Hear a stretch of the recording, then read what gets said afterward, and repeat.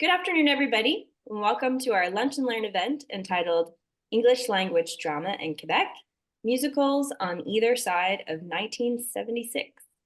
I'm Shannon Bell, Research Associate at the Quebec English-Speaking Communities Research Network, or QUESCREN, and I will be moderating this Lunch and Learn. The presentation will be in English, with subtitles translated into French. Pour les sous-titres en français, veuillez choisir le bouton sous-titres en bas à droite de votre écran. Cliquez sur Afficher les sous-titres et cliquez sur l'onglet Traduction. A few technical reminders.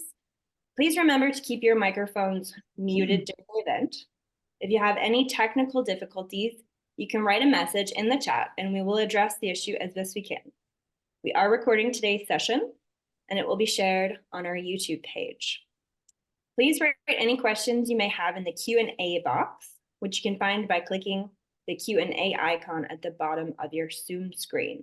So not the chat box, but the Q&A box. Before continuing, I would like to acknowledge that while we meet today on a virtual platform, Concordia is located on unceded Indigenous lands. The Ganyankahaga Nation is recognized as the custodian of these lands and waters. Tujongye, Montreal, is historically known as a gathering place for many First Nations. Today it is home to a diverse population of Indigenous and other peoples. We continue to reflect on the ways in which we can work in collaboration with Indigenous communities to form mutual and ongoing relationships. This event is made possible through the financial support of Canadian Heritage.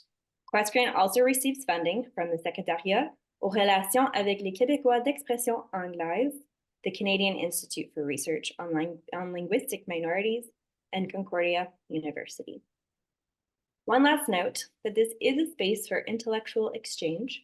Any views or opinions expressed in this talk do not necessarily represent those of QUESCREN or its funders. It is now my pleasure to introduce our speaker today, Dr. Erin Hurley, Professor of English at McGill University. She's a specialist in modern Quebec theatre, and she's published a monograph, articles, and book chapters on the topic, in addition to editing 2 related journal issues. Her current research project documents and analyzes the history of English language drama and theatre in Quebec.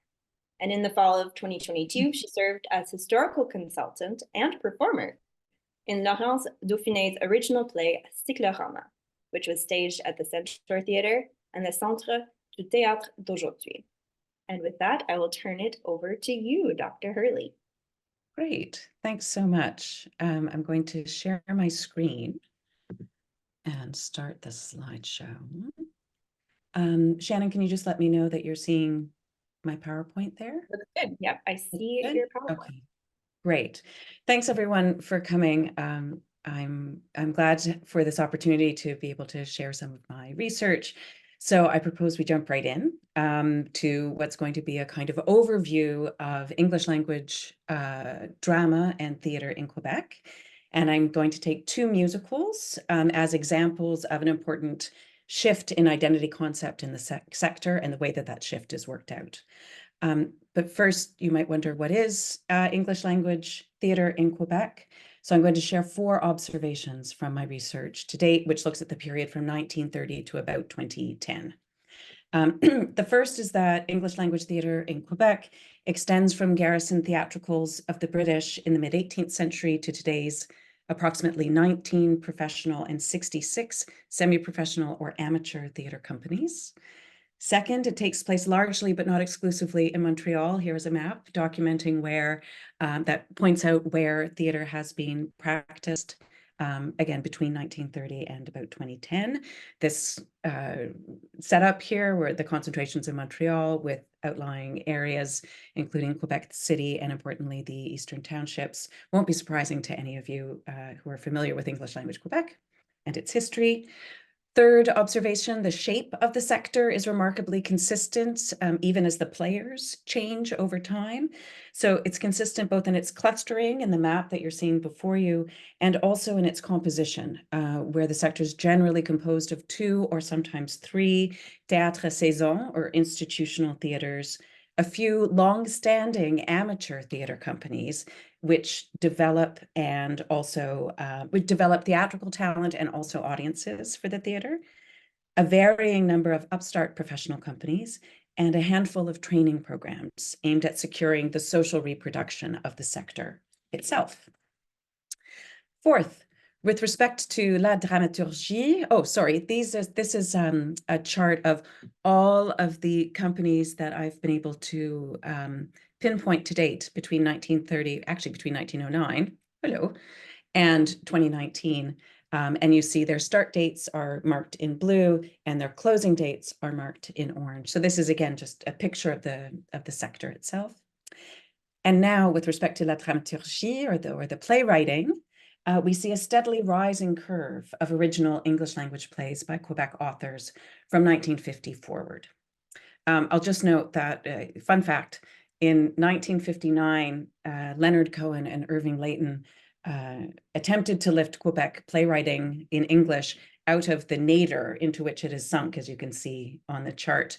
They spent that winter of 1959 in Cohen's Montreal apartment, trying their hands at playwriting because they thought it would make them money.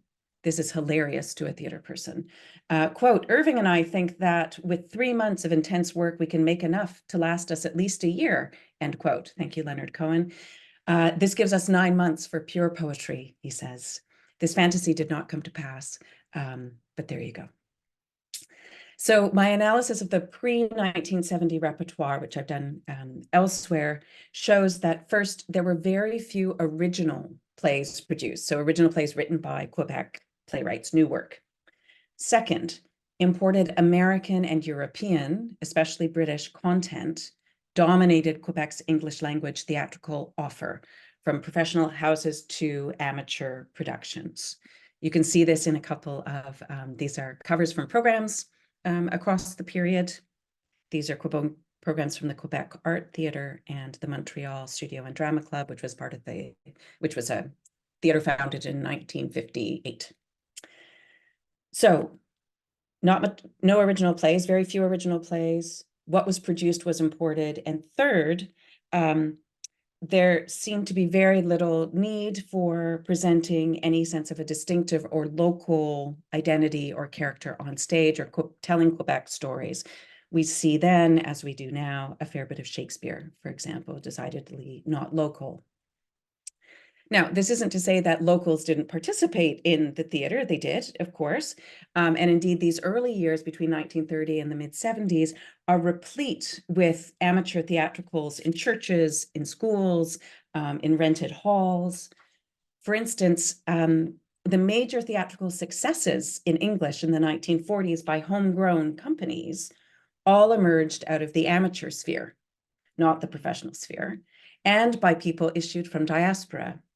So here is a picture of the company of the Negro Theatre Guild for their 1942 production of The Green Pastures by Mark Connolly, an American play.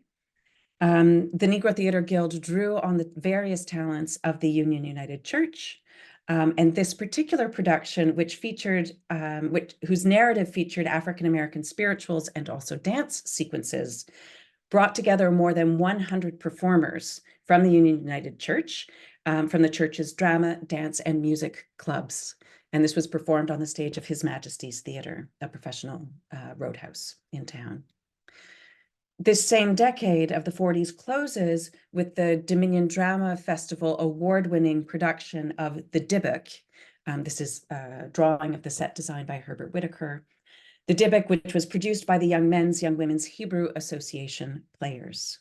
Okay, so that's to give a sense of pre-1970s. So in brief, pre-1970 Quebec drama and theater in English, so drama, the plays, and theater, the productions, is anchored in a sense of belonging to a supervening elsewhere, right? That's more important than the local of the here.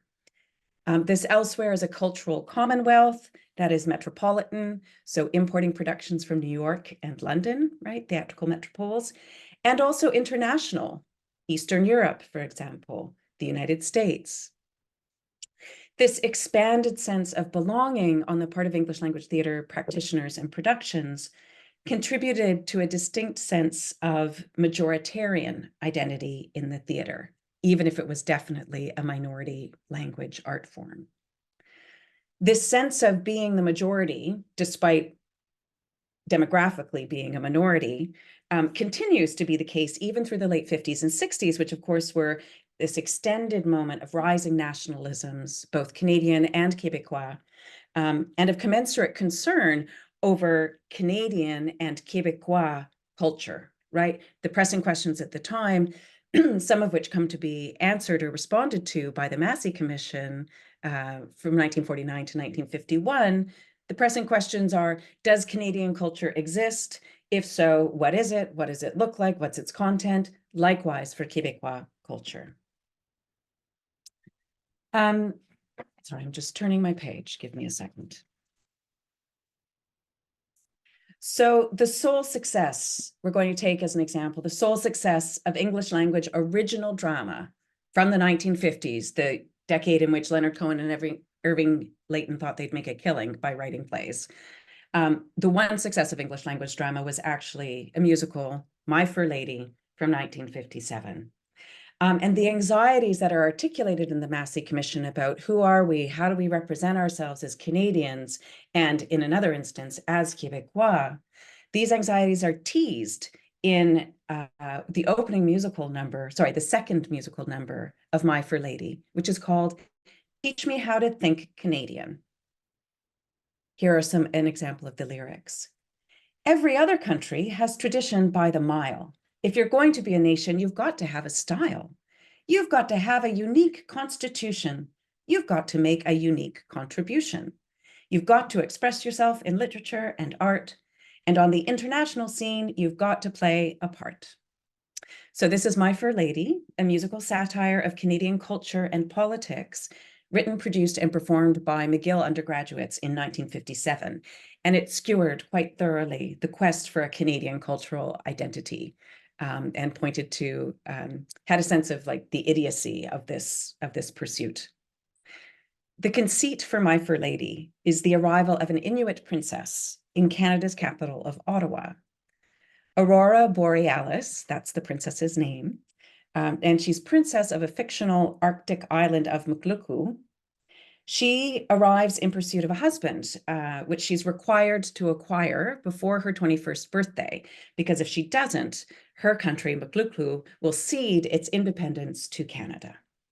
So I'm sure you can see, but I feel compelled nonetheless to point out the Quebec stand-in / displacement here onto an Indigenous figure, right? If Canada as a federation is wrestling at the time with the Quebec question, here that question is displaced onto an Indigenous figure. So Aurora Borealis is introduced to Canada's culture by the Culturality Squad. These are photos from the original production in 1957. She makes stops in Parliament, in a cabinet meeting, at a debutante ball, and notably at McGill, where she's introduced to Canada's literary culture by a bumbling kind of bumpkin professor. As this is a musical comedy, it goes without saying that the princess falls in love with someone, right? There has to be a romance. And it turns out that someone is the Governor General, the British Crown's representative in Canada. So to sum up, to preserve the sovereignty of Mukluku, her home country, Princess Aurora has to surrender her own personal sovereignty to marriage, and she chooses to do so with the most obvious of Canada's colonial vestiges, the Governor General. I propose we listen to how the Governor General describes his job. What do I do? Lily, I'm in a dictating mood. Get me my hat. I feel the sun coming on. Here you are, Gigi. Thank you, Lily, my dear. I'm ready. From Victoria to Gander, I tend to vice regalities. To quote Lord Alexander, I govern generalities. It's part of the vice-regal game to tour municipalities. At every stop I must proclaim the same polite banalities.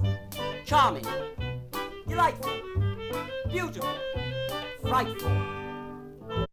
Okay, that gives you a sense, I hope. So this song, any of you who do know musical theater, light opera, is seriously Gilbert and Sullivan-esque, right? In its tempo, in its rhyming pattern, in its instrumentation. Other songs from this musical, My Fair Lady, are composed in largely American musical idioms, however.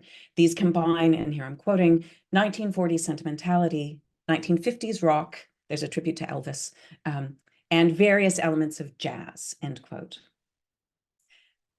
So My Fair Lady, I should say, My Fair Lady was hugely successful. It was performed 402 times in 82 cities from Charlottetown to Victoria, realizing revenues, okay, again, 1957-58, realizing revenues in excess of $900,000.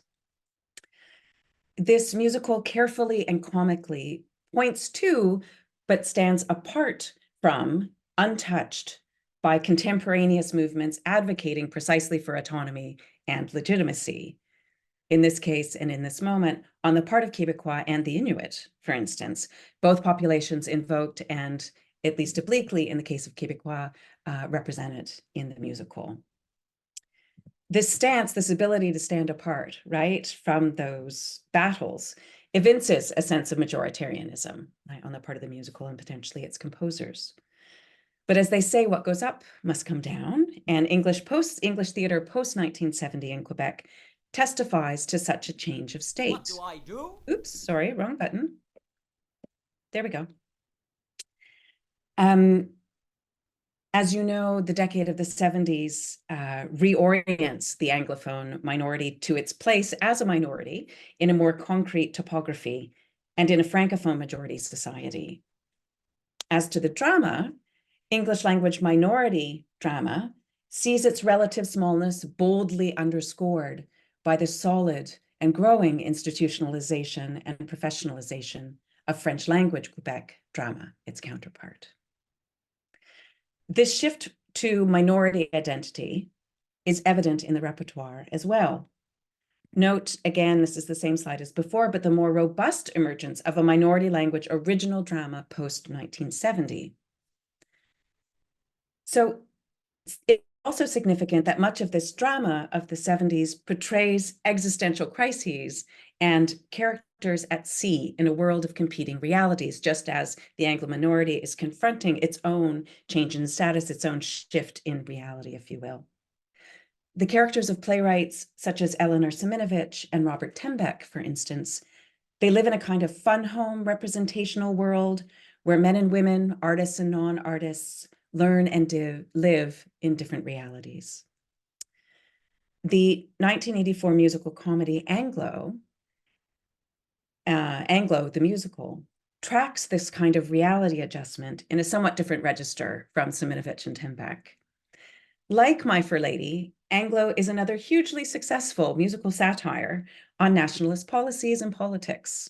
It ran continuously in Montreal from 1984 to 1986. That's 2 solid years.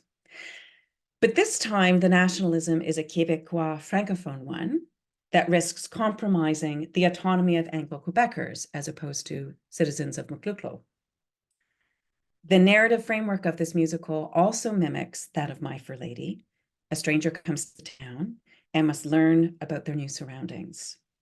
In Anglo, one Bob Smith arrives from an unspecified location in English Canada at the Montreal train station, where he's greeted in the show's opening number by a new colleague as follows.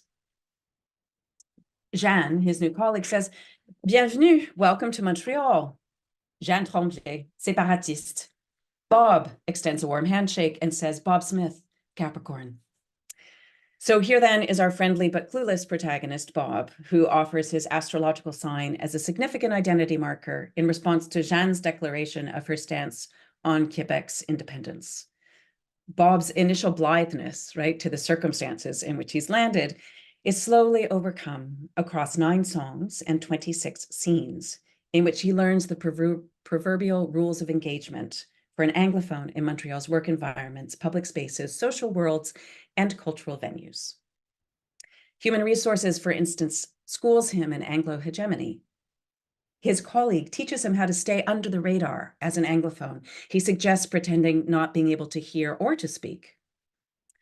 although his French instructor teaches him how to order deux hot dogs all dressed in good Québécois French, the Office de la langue française arrests Bob for improper pronoun usage and later releases him because Bob knows how to conjugate the verb to be in the passé simple, right? So these are the types of jokes that are running through the show. But Anglo differs really importantly also from My Fair Lady in its specific and local address. My Fair Lady is a very Canadian musical. It's set in the nation's capital. Its references are to the Royal Canadian Mounted Police, for example, and also in its jokes about American cultural imperialism and a lack of distinctive Canadian identity. On the other hand, Anglo courts an Anglo-Montreal audience quite specifically. For instance, the second scene features Bob trying to find the metro, and this is a recurring gag throughout the show. And in each instance, Bob discovers new complexities to this simple act of wayfinding. So in this first time, when he's trying to find the metro, the complexity lies in the Francisation of Montreal's toponymy since the 1970s, where English language street names are replaced with French ones. Thus, an Anglophone couple guide him to the metro along streets that no longer exist. You take McGregor. It's not McGregor anymore, Philip. Right, Dorothy. It's Dr. something. You take Mountain. You should have said Montagne, Philip. Yes. And then turn left at Sir George Williams University, Concordia, right, and it goes on. For the longer term inhabitants of Montreal in Anglo's audience, this joke speaks directly to their reorientation in urban space. And just so I don't leave you hanging, Bob does ultimately make it to the metro, where he finds it's closed due to a mechanic strike.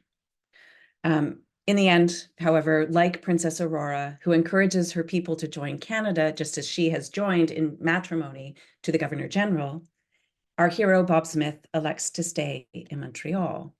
And perhaps he will enter into what is called a mixed marriage. So this is from Anglo.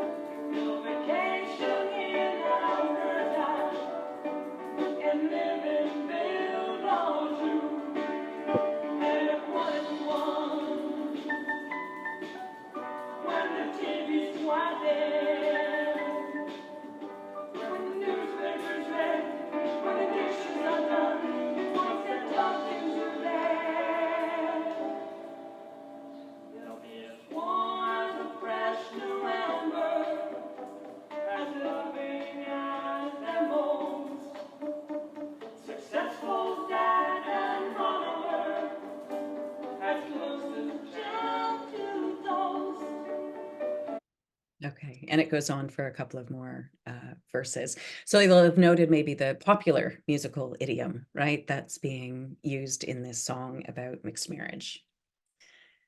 All right, so as the orientational crisis engaged satirically in Anglo becomes the new reality for English speakers and for their theater, language politics themselves become a major theme in that drama, and with it, the aesthetic innovation of bilingual and multilingual drama comes to the fore. Here, of course, as many of you know, the major example is the 1979 play by the recently passed David Fenario, Balconville. Critics agree that Fenario's smash hit of 1979 served, in critic Heath Holslander's words, quote, as the point of rupture between English-Canadian drama and Quebec drama in English. End quote. Balconville mobilizes a specifically Anglo-Montrealer composite lingua franca, Quebec English, evident in vocabulary, pronunciation, and syntax, code switching between English and French, le franglais, a kind of patois French structured syntactically in English, and reliance on passive bilingualism. Approximately 30% of the stage dialogue is in French and is untranslated in the play. The English likewise is untranslated into French. As such, Fenario develops what Louis-Patrick Leroux calls a parole collective, which, in Gregory Reed's estimation, reterritorializes English in Quebec as a language of this place. So, set in the working class Montreal neighborhood of Pointe St. Charles, populated predominantly by people of Irish and French Canadian descent, the play depicts Anglophone and Francophone neighbors enduring a losing streak on the part of their mutually beloved Montreal Expos during a heat wave, as landlords set their own tenement properties on fire for the insurance, and corrupt and ineffectual politicians canvass for votes in the upcoming election. In short, tensions are high. I should add that the main male characters in the play are also unemployed. The female characters are not.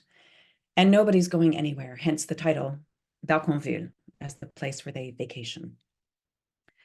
Despite the indices of shared crisis all around them, however, these tensions in the play get worked out largely on each other through language.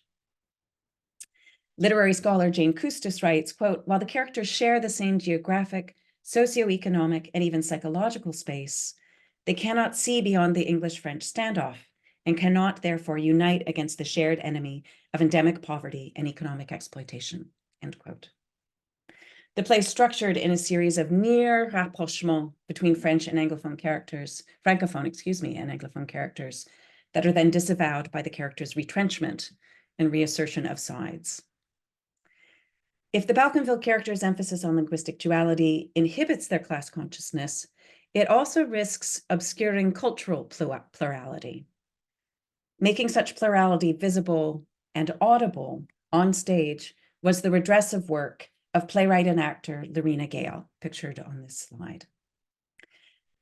She took it on in both solo performance and in historical drama, each of which messed with time frames and with narrative structures. Lorena Gale's formative years were spent with the Black Theatre Workshop, founded by Caribbean expats in 1970, which, quotes, draws on a repertoire of diasporic performance forms, adapting them to a context that's also conceived as larger than the nation, that is, the nation of Canada, end quote, from Maureen Moynag. Such conception may be seen beyond the particular crises of the Franco-Anglo dualism, while remaining keenly aware of the ways its entrenchment can leave little space for those who don't belong to the two founding peoples, again in quotes, of Canada. Thus, even in Lorena Gale's dramatic monologue, for which she's best known, Je me souviens, Memoirs of an Expatriate Anglophone Montrealaise Québécoise exiled in Canada, from 1998, even in this dramatic monologue, there are many voices pointing to that plurality. Like Balconville, it's set in the author's childhood neighborhoods of Outremont and Little Burgundy. Hers is a solo memory play that mixes English and French to at once claim her status as a Montréalaise Québécoise and to show the inability of English and French to speak fully to Lorena's experience as a third-generation Quebecer of African descent. For instance, she insists to her nationalist Francophone boyfriend that her English is, quote, massa's tongue, a language not of her, but imposed on her forebears by forced diaspora and cohabitation in asymmetrical colonial power relations. Here is another cross-linguistic connection, redressive of crisis, this time made not on the terrain of class, as it is in Balconville, but on that of different but aligned experiences of colonialism and marginalization, here between Lorena as a Black subject in Quebec and her nationalist Francophone Québécois boyfriend. But she aligns herself too with her allophone neighbors, immigrants to her nativeness, but equally other to the majority. And in a scene with Holocaust survivors, she connects diasporas, Jewish and Black. So in conclusion, just briefly, the effort toward visibility and place-taking as a minority language expressive practice is of course complicated by English language drama's decidedly small footprint. As Guy Sprung has said about the Anglophone population, it's a minority within a minority. The theater sector takes up issues of being minor in expressions of minority consciousness and and expressions of hyperconsciousness with respect to language. In its sense of minority status, of minority status shifts over time, as well as becoming at once more actual and more complicated. The drama shows delayed recognition of such a status. One moment's light comic fodder in My Fair Lady is another's bitter rejoinder in Anglo. One show's appropriation of indigeneity is another's coalitional politics. Finally, we see over time diagnoses of the nature and cause of the crises facing English language populations in Quebec and their theatre. Thus, in one moment, the crisis is imaginary, right, the visit from Macluco, and in the next, it's existential in the 1970s original drama. And finally, in a third, it's endemic, the crisis, but differently distributed across class, culture, ethnicity, language, and differently experienced across bodies and histories. I thank you for your attention. And if you want to hear more music, I have it queued up. Thank you for that presentation, Erin. That was really wonderful. Are we meant to hear, sorry, did you say something about music? No, okay, sorry, that was my bad. We're gonna open it up for questions, but so just to remind everybody, you can put your questions in the Q&A box at the bottom of your Zoom screen. If you see that there, go ahead and put your questions there. I will take the opportunity, take advantage of my post here as moderator to get my question in first. I have a couple of them actually, but we'll see how much time we have. I'm curious for Anglo and the My Fair Lady, what were the critics saying about those at the time? Do you have any information about that? How are they received in the Anglo press and also the Franco press? Especially, I'm curious about that. Yeah, thanks. That's a good question, to which I only partially know the answer. Okay. Right, that's what we say when people ask us questions we can't answer. We say, that's a really good question. No, I can kind of answer it. So both of them, as you will have seen, were hugely popular, like incredibly commercially successful. So there is an initial reception on the part of the public that's very favorable, and that adds up to big box office.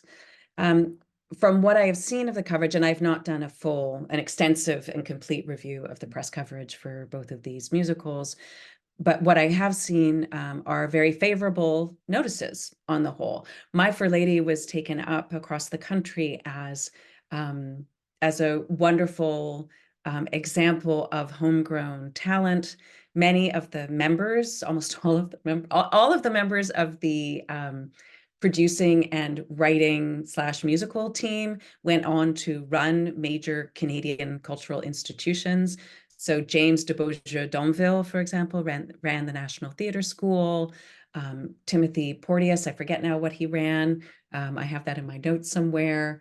Donald McSween, who was another one of the book writers, ran the National Arts Center, right? So this My Fair Lady was taken very much as, that's after the initial critical reception, but it was understood as this sort of incubator and amazing representation of Canadian talent and what homegrown Canadian kids can do. So well received. Anglo likewise, it was less invested in the potential of the creators, because they were more mature creators and already known on the Montreal scene, Rod Hayward, for example, and Bob Batchelor. But yeah, it was understood as a critique that was salient and also entertaining. Thank you for that answer.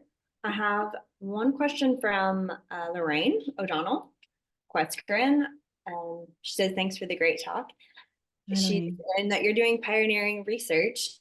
Do accounts of Quebecois theater take English language theater into account? Do I need to rephrase that? Do accounts of Quebecois theater take English language theater here into account, maybe? Right, yeah. Yes and no. So as Lorraine, I think, knows, in 2020, the first sort of textbook. It's better than that, it's bigger than that, but the first comprehensive volume on a history of Quebec theatre from 1930 until 2015 came out from Les Presses de l'Université de Montréal. And that was the fruit of a 7-year group research project of which I was a part. And it tells a series of stories about the history of Quebec theatre with lots of data, many, many charts. And that's actually where this research of mine began, because I was involved in that group. And they said, well, Erin, because I have worked predominantly on French language theatre in Quebec. And they said, well, Erin, can't you do the English part? And I didn't know anything about English theatre in Quebec at the time. And I've since learned. In that project, the inclusion of an anglophone volet was relatively unusual. And this is true on the Canadian Anglo side as well. So the history of Canadian theatre is written about English language theatre and does not include English language theatre in Quebec. The history of Quebec theatre is written about French language theatre in Quebec and does not include English language theatre in Quebec. So English language theatre in Quebec becomes this kind of neither. It doesn't fit in either category according to the kind of parameters and criteria for each of those categories.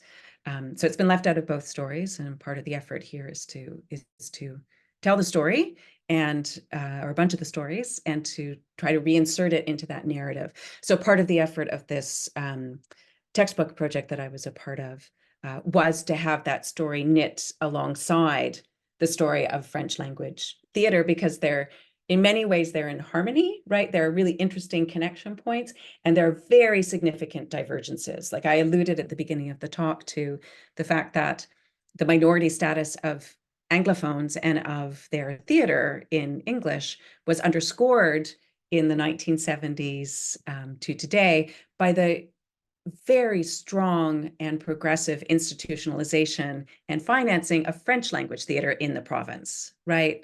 So one feels ever more minoritarian as the majority institutionalizes and has access to resources that the English language sector does not. Yeah, that's interesting. We do have another question, but just to follow up on that, because English language theatre, as you're saying, fell into this kind of canyon between everything else, were there any exports of Montreal musical theatre or drama that actually went out of the country ever to were produced elsewhere? Or you mentioned My Fair Lady did sort of a national tour. Were there any international tours of any of these? Not of My Fair Lady nor of Anglo. Yep.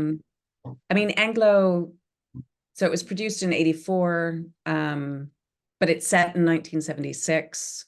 It is so particularly Montreal-centric, Right. which gave rise to a source of its popularity, because it was so about people who lived here and their experience, made it kind of not exportable, right? It was too specific in some ways. I imagine that's probably true for a lot of the politically charged Anglo pieces of that time. Probably done well elsewhere.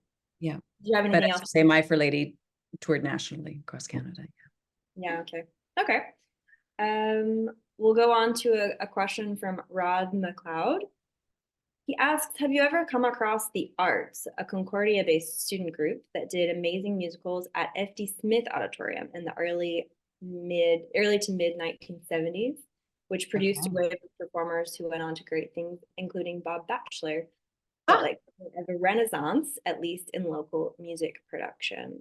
Wonderful. Hi, Rod. Thanks for that. No, I haven't, and I want to hear all about it. So I'm curious if were those original musicals? Like, was Bob writing those, or no? They were productions of. Okay, so there are a number of companies, and it sounds like the Arts it was called. You said. You can unmute yourself. Yeah, there was an accent. It was like they KRTHD with an accent. Yeah. Okay, so no, I have seen that. Okay, yeah. It's like Thésard sort of thing. Okay. Right. So César would be one of the companies, among others, including Max Mazumdar, who was in town and made Montreal his home, an Indo-Canadian, made Montreal his home in the 70s and 80s. He founded a theater, it's going to come to me, but it was in the town of Mount Royal, the company name, the town of Mount Royal, above a hairdressing salon. So this is also typical of English language theater, that it's in a lot of found spaces and converted spaces. I mean, Christopher Plummer, who of course is our most famous export with William Shatner of Montreal English language theater, talks about the basements and caves in which English language theater was produced, right, in the 30s and 40s and 50s when he was here. So yeah, so Max Mazumdar founds this theater on the second floor above a salon, a hair salon. And what he does is musicals. He does musical theater productions, mostly American, until in the late 80s, he goes on to produce his own one-person shows. So similar to Lorena Gale's one-person Je me souviens, Mazumdar does likewise autobiographical one-man shows about his experience as a queer Indo-Canadian speaking English in Quebec. Nice. The next question was from Lorraine, but I also had the same question, so I'm happy she asked this. Can you tell us about your experience on Cyclorama? She said she went, and her sense was that many of the Anglos there had never been to French language theater, and vice versa. And the play was given in both venues per show. So if you could talk a little bit about that, it kind of brings your whole presentation to today, and which was another. Nice. I mean, it was great. I loved being in Cyclorama. It was, I mean, one of the main goals of Laurence's project with Cyclorama was precisely to bring together in the same spaces, in this case, 3 different spaces, Anglo and Franco audiences, and particularly these 2 subscriber audiences, right? So the Centaur subscription audience, which has a particular demographic, and the Théâtre d'Aujourd'hui subscription audience, because this formed part of their subscription package, which has another demographic, not only linguistic, but also generational. And so the idea that we would do a play in 3 parts, where part 1 happened in the Centaur Theatre. So the audiences that normally that subscribe to the Théâtre d'Aujourd'hui had to come to the Old Montreal and sit in the Centaur Theatre. So we did Act 1 there. Act 2 was on a bus where we pretended it was like a tour bus and drove across town. So took the whole audience to the Centre du Théâtre d'Aujourd'hui, at which point the Anglophone subscriber audience from the Centaur sat at a theater that many of them, as Lorraine points out, had never been to. And the aesthetic of the show then in Act 3 completely changed, because another part of the idea was that each audience would see an almost caricature, right, of the aesthetics, the very quite different aesthetics of these 2 theater production houses, the Centaur and the Théâtre d'Aujourd'hui, but of sort of stereotypes of what English theater does in Quebec, so i.e.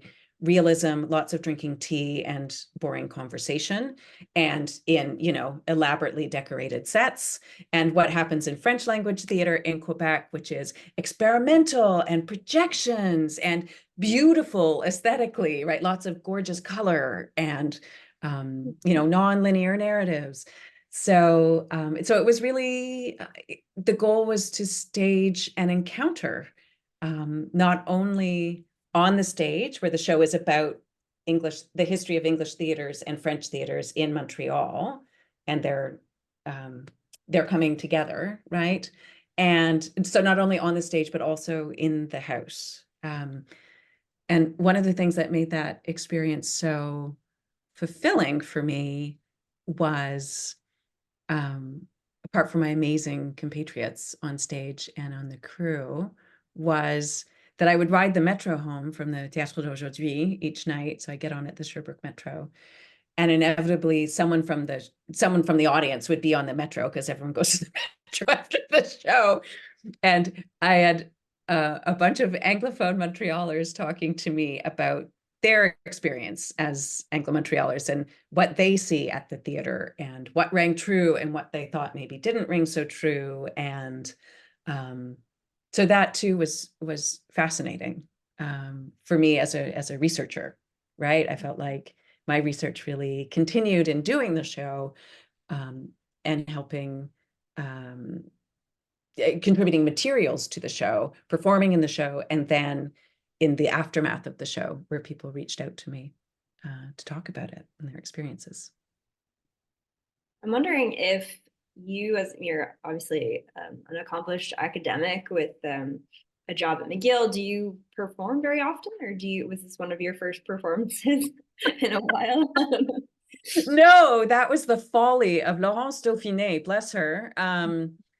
No, I mean, I have performed. Like, you know, a number of theater academics. I started out wanting to be a star, and it didn't happen. And also, so I have training as a performer from a young age, but I stopped as of after I did my MA. Because academics is fulfilling and consuming, and I was consumed in it. And academics gave me a bigger perspective on this practice that I loved doing and loved being a part of in some ways, which was theater. And so I opted for that bigger, more expansive view. Yeah, so anyway, in short, and I do a lot of lecturing. So I think Laurence was, and I played myself, right? For anyone who didn't see it, like, you know, it was not an acting stretch. So she tailored the part so that I could do it and not look like a fool. And it allowed me to, it was like I was doing a lecture, which I do 3 times a week. So that part wasn't particularly foreign. The house was bigger, right? But she was able to draw on things I already do. So yeah. Will there be a revival, or will it ever come back to the stage? I missed it. I want to see it. Yeah, no, no, Laurence feels it was really, and I agree, it was very much of a moment and of a place. Yeah, I mean that scene, the French and English scene, the theatrical scene is constantly evolving, and it would need constant updates, which, you know, could be done, and maybe someone else will take that on. Or I think another hope that we in the cast anyway shared was that it would prompt other like experiments, right? I mean, it's something to get the Centaur Theatre d'aujourd'hui and the Centaur Theatre to co-produce. That had never happened. Yeah, that must have been, I can't imagine the logistics that went into It was not a small undertaking. Yeah. Sound like it with the buses and everything too. Yeah. We have a question from Lauren Houston. He says, a really stimulating presentation, Erin. Thank you so much. How do you explain the lack of a sense of place or of specific identity in the pre-1976 theater scene in Montreal? Lack of place. Yeah, thanks, Lauren. Hi, nice to see you. A couple of ways. One of those is sort of structural and institutional. That is to say, before 1970, let's say, as a general cutoff, before 1970, in Quebec and in Canada, in French and in English, there weren't the kind of institutional structures that facilitate the development of local dramaturgy, right? So there were not playwright centers, for example, where plays might be workshopped, original work might be workshopped. In fact, the first playwright center in Canada, as you probably know, is Playwrights Workshop Montreal, founded here in 1963, right? So already we're inching close to 1970 by the time that's founded. There weren't presses in Canada. Well, there weren't very many presses in Canada, period. There weren't presses that were interested in publishing or distributing Canadian drama, right? Drama as sort of, in many cases, the least prestigious of the literary arts when it comes to publication, right? Because it's meant for a stage, because it's not because it's radically incomplete in that way as a text, right? Because it's meant to be fulfilled through a series of other arts.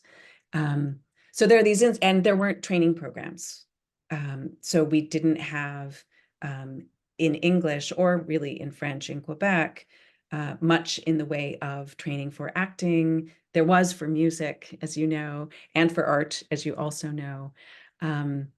Training programs such as they were in the Collège Classique for French language speakers and students. And in English, they were much more community-based. So they would be in grammar schools and high schools for the most part. That changes with the advent of the cégeps in 1970 and the founding of Dawson and John Abbott theater programs, right? So one part of the answer to that question, Lauren, I think, is that institutional structure was lacking. And it's hard to build on something if you don't have, and if you don't have financing. Canada Council for the Arts changes everything, right?